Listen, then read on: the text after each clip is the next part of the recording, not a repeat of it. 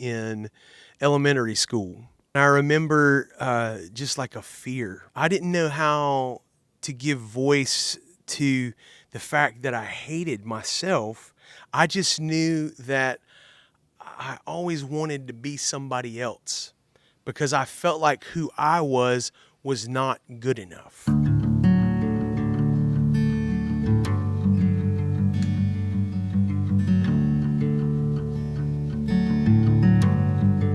There was a moment when I was very young. We had just moved to the Gulf Coast of Florida, and I remember trying to make friends in the neighborhood. I'm probably 5 years old, and I remember that my uncle had given me for my birthday these little 6-shooters. Like I had that had the holster, the whole cowboy setup. And I remember the next door neighbor, who was an older kid, came over, and man, I just remember so much wanting him to like me.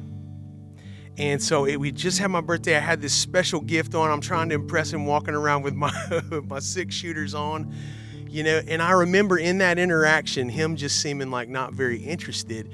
And at one point, he did seem to like those guns, though. He seemed to like my birthday present. And I remember giving him my birthday present, giving him these guns because I wanted him to like me so bad.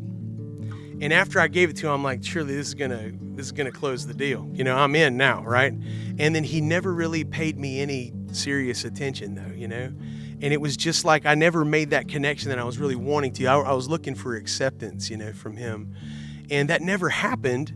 And I remember there was a message that was established that day. It was like, well, you're just not likable. You're not good enough. You're not cool enough. You can't get there from here, kind of.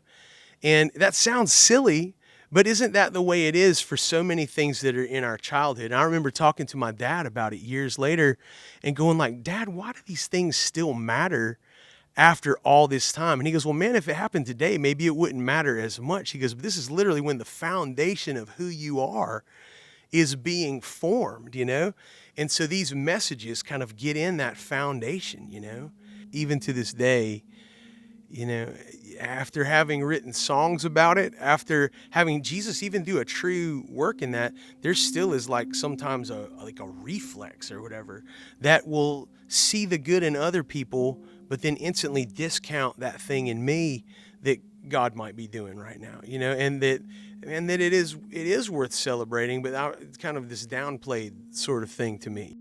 There was a moment when I felt like kind of at the time at my lowest, and I finally was able to give voice to, I don't like me. What I found is like I was always looking to see how I felt like someone else was perceiving me.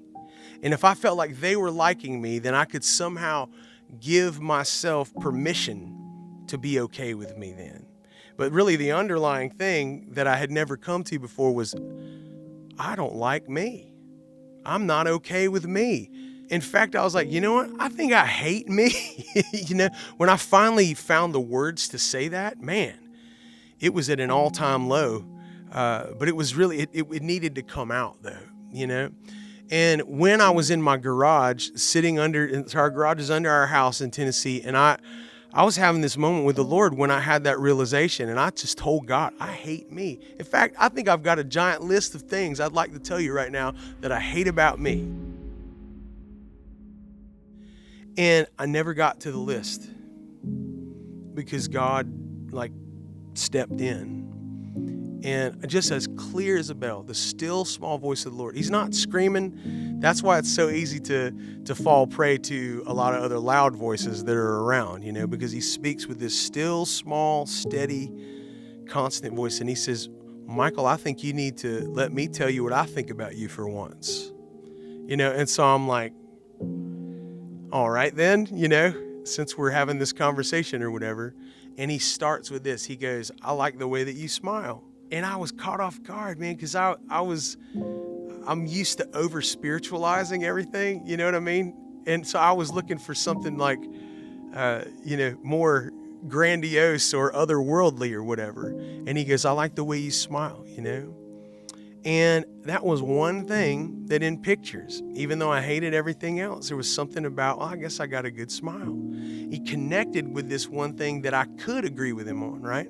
And that was like his way in. And he just starts to dismantle these other things, right? And I'd love to tell you that, that was the moment that it all changed everything. And it was like a Hallmark movie that my wife watches or whatever, and it's, and I never struggle with it again. That is not true, right? It's like sometimes it's been even uglier at times. But man, he's been so constant to be with me in the midst of it. We think of like looking at him like he's on the other side of the lake of whatever problem that we're going through. And that's the goal. We got to get over there somewhere. But God's going like, no, man.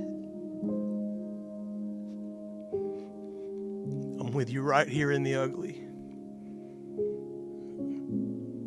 And I've never loved you any less for it. You can't make me love you anymore. You're enough because I say you're enough, because of what I've done for you. And that's what he began to show me that day. And that was the beginning of a journey in my life. It's so easy to get caught up in, what's happened to us. It's so easy for us to, live in our own perspective. God doesn't see things the way that we do.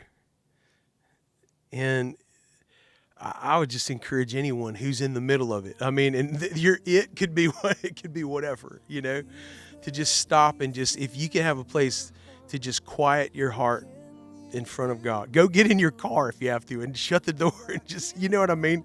Just close it off, everything else off for a minute, and just ask him, God, what do you say?